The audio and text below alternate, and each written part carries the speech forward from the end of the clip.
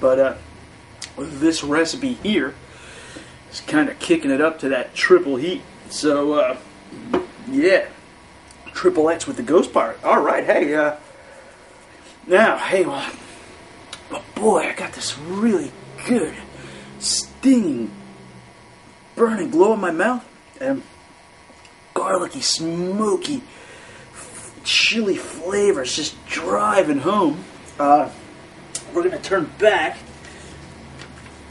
to our letter today. All right. So, anyway, this is use Bible as a guide, not a rule book. Okay, so what this young girl is basically saying, in recap, she's pointing out a bunch of topics, saying that some of the Bible is good, so you're to use that part as a guide, and then apparently, and other parts of the Bible are evil and should not be followed. So she's picking and choosing things, and one of those things, we've been through a couple of them so far, but today we're going to talk about slavery. So it says, if you insist strictly and literally on following all scriptures in the Bible, then you must also be in support of slavery. Alright, so hey, let's look at what the Bible has to say about slavery. Okay, first of all, the Bible does not seem to condemn slavery. Okay, but however, we must look at things in perspective. Oh, wow, my sinus is going. We have to look at things in perspective. Okay, now, when we think of slavery, okay, we think of probably the American version of slavery, because this is America. Perhaps in other countries things are viewed differently. However, the girl who wrote this is American. So the slavery featured in the Bible is not the American form of slavery, which is when people are held against their will, okay, and they don't have a choice in things, and it's usually racially motivated, or somehow one person thinking another person is an inferior, okay? And a lot of times, again, that's based off of racial prejudice, which is condemned by the Bible, okay? When you read the Old Testament or the New Testament, the Hebrew or Israelite version of slavery is not quite the same as that. All right, first of all, the slaves there, a lot of them chose to be slaves, okay, if they owed debts, all right, and many people were slaves back in those days too. They could have multiple professions. Okay, there goes my phone. I'm not going to answer it. We're going to keep talking about slavery here. So anyway, any profession could be considered a slave. All right, so doctors could be slaves, or politicians, or any such thing. Okay, it was usually had to do with debts. Okay, with owing debts. All right, and people could choose to be slaves. Some people went into slavery voluntarily because they knew that they would be provided for by a master, and their needs would be taken care of. So it was not really that same type of thing that happened in America, where people were being held against their will. However, we do see slavery, the American-style slavery, back in the Old Testament days as well, when the Egyptians were holding the Hebrew slaves. And that was kind of, again, a racial or nationality-based prejudice, all right?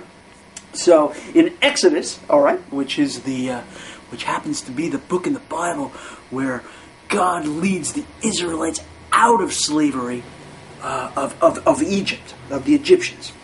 Okay, so I have a quote here. I'm going to read it. This is from Exodus, chapter 21. Okay, it says, "Anyone who kidnaps another and either sells him or still has him when he is caught must be put to death."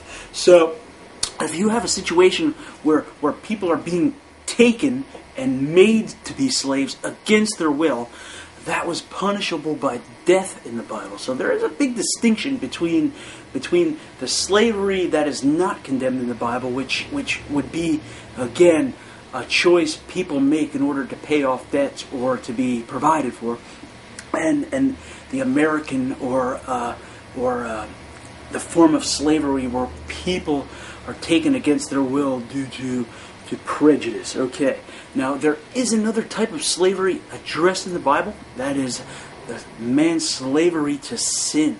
Okay, and I think next show we're going to talk a little bit about man's slavery to sin and how Jesus Christ saved us from such a torment. All right, so look for the sermon on eternal salvation and how Jesus overcame sin for you and for me. So I'll be back with Ghost Pirate 8 to 10, and hey, we'll take a look at this mighty burn. All right, bye-bye.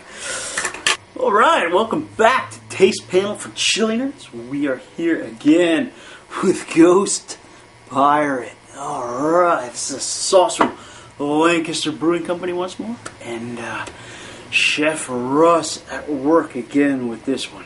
All right, left in my mouth now. Wow, crazy smoky notes. Hickory, mesquite. I don't know, some kind of smoky wood. I get all that stuff confused, I guess. But wow, really smoky note left behind. Burn kind of calmed down to just a little glow in the mouth, except for those pinpointed areas on my lips that just don't seem to want to go away. And I don't know if they ever will. Alright, still got a nice warmth in the chest, going down into the stomach. Alright, yeah, Ghost Pirate. Take one more look at that.